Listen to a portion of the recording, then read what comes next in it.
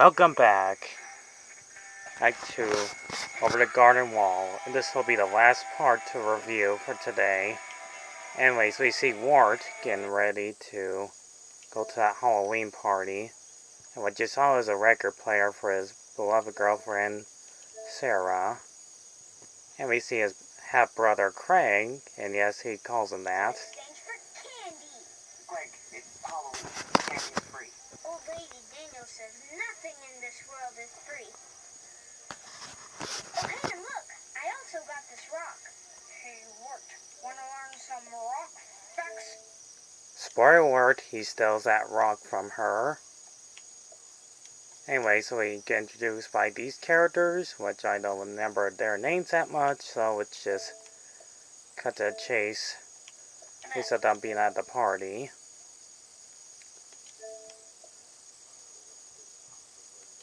So they're at the party, and Wart is a bit worried. He's not showing his girlfriend and play that record music for her. Juice? Yeah, whatever. Age-appropriate stuff that's not illegal. Hey, you should come. Hey, Sarah. Are you ready to go? Hey, Jason Funderburker. Oh, hey, Wart. Let's go, Sarah. And he's jealous about this nervous kid, the way he talks. Anyways, they end up in the graveyard just to have fun there.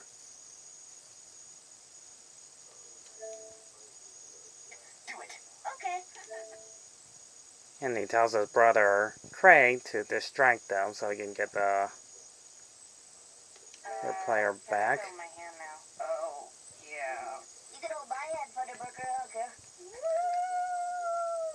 Wow, wow, wow! Now, isn't that Wart's little brother? No. I'm the headless elephant! Is Wart here too? Over there! There he is. Wart, we can see you, man. Oh, hey, guys. Greg, there you are. Totally wasn't spying on anybody. I was just looking for... What's going on here? Oh? There's some kind of witches gathering? You're all under arrest. They run, and we get the main title over the garden wall. And he gets nervous to see his girlfriend ready to play the music, and he gets angry at his brother and the following they were forced to go over the walk off the train and end up in the water. And that's how they end up into the unknown and meet Beatrice's parents. You know my daughter. Where is she? I don't know. Somebody left you and that frog on the doorstep. Beatrice. Wait, have you seen my brother? No, I'm sorry. No, I gotta go. You're in no shape to head into that snowstorm, young man. Here, eat more dirt. Thanks. Come on, guy. Let's go find Greg. At least wait until the storm dies down a bit. You'll be no good to your brother dead. I was never any good to him alive, either. Thank you. Thank you so much. Did you see? So we get to the final chapter of this series. Well, he's continuing playing his young brother. Or we get to the last chapter called The Unknown.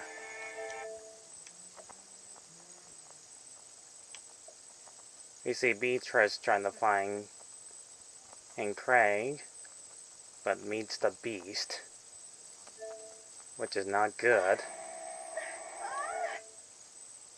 The wind is too strong for her. She gets blown away. Never mind that, Gregory. You brought the first items. A golden comb and a spool of silver thread. It's just spiderweb on a stick. Now, I want the sun. The sun? Here, lower the sun out of the sky and into this china cup. Oh, well, that sounds impossible. Anything is possible if you set your mind to it, right? But hurry, the sun is setting soon and... Hey, yeah, that's it. Dun, dun, dun, dun, dun, dun, dun, dun. See, that old sun's going right down into this old cup. You have figured it out, and I thought you might give up. Give up? I'll never give up. Just gotta wait. Just gotta wait. Craig sees Beatrice and carries her to find her brother Craig, while the woodsman was ready to chop some other wood to fill up the oil, but he sees that the poor boy Craig is all wrapped up in vine. And he feels sorry for the poor child. However, the beast was about to grab the lantern of his daughter that's trapped inside I only wish to help you, woodsman. You need... and fight him. Wart and Beatrice finally found Craig. And I gotta admit, this scene is very sad. I was just kidding. I'm sorry, Wart. No, Greg. It's my fault we ended up here. Everything's been my fault. I should have been more... No, I mean, my rock fetched rock. What? I stole it, Wart. I stole it from Mrs. Daniels' garden. I'm a stealer, and that's a rock fact. What? No, Greg, that doesn't matter. It does matter. You have to return it for me, okay? No, you can give it to her yourself. Come on. We gotta get Jason Funderburker home, right? Jason Funderburker, the perfect frog name. Greg? This is just Greg? really sad. Yeah. So he helps him out, and then comes face to face to the beast. And he explains to him he can help his brother by putting him into the lantern and holding it. Put his spirit in the lantern. As long as the flame stays lit, he will live on inside. Take on the... But Wart realized that's dumb. He's not gonna run around aimlessly for the rest of his life. It turns out his weakness is the lantern is like a spirit to him. If it goes out, he'll be destroyed. So he takes the lantern back to the woodsman and take his brother and finally go back home. The beast confronts the woodsman and to bring the children to him. Wart, Come with us. I gotta go home too. Admit to my family it's my fault they're bluebirds. What? The scissors. That'll make your family human again. You had them all along? Oh, I used them to escape Adelaide, and then yeah, I was sort of having it. Oh, you wonderful mistake of nature. Aww. You see, woodsman? All who perish here will become trees for the lantern. Cut them down with your axe. Go, now! Yeah, you see that? We finally see the reveal of the beast that you saw for like a brief second. Very terrifying. Anyways, the woodsman defeats him once and for all. And they finally return home. They were rescued by the people. Oh, and they end up in the hospital. And most likely their friends are there too, and their parents that never show up in this area. We almost got it. Yeah, and you were there too, Jason Funderburker. Me? Not you, Jason Funderburker, my frog. Our frog. Our frog. Our frog. No, not your frog. Hey, so, about this? Yeah, so, I don't have a taste there. So, Yeah. so maybe we can listen to this. You can listen to it at my house. Yes. Maybe we should listen to some other tapes first, though, and sort of work our way to this one.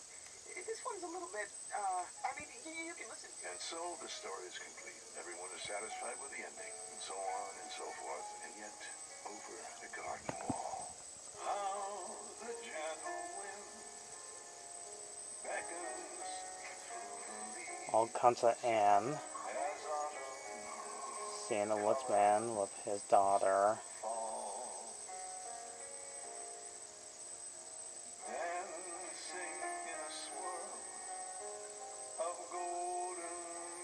Everybody lives happily ever after.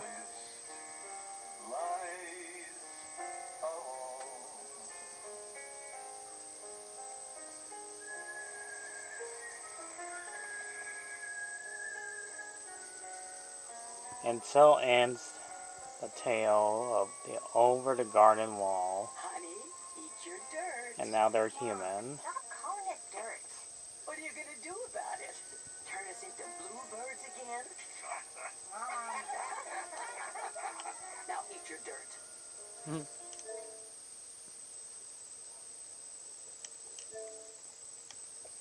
So that was Over the Garden Wall. Again, the animation is great. Voice acting spots on. This is one of my most favorite animated series I watched since it first aired it. I love it, just the way it is. It's been on Cartoon Network since 2013. Its old pilot's been around for 6 whole years. So I'm glad I had to review this one. So all good things had to come to an end. The music is great. Story plot is superbly fantastically spectacular. So I'm glad I had to review this animated series of Over the Garden Wall. I'll always just hold this as long as I live. If the day I'll have children watching this. And never forget how stupendous this short series was. With famous great actors of Christopher Lloyd, Tim Curry, even John Cleese.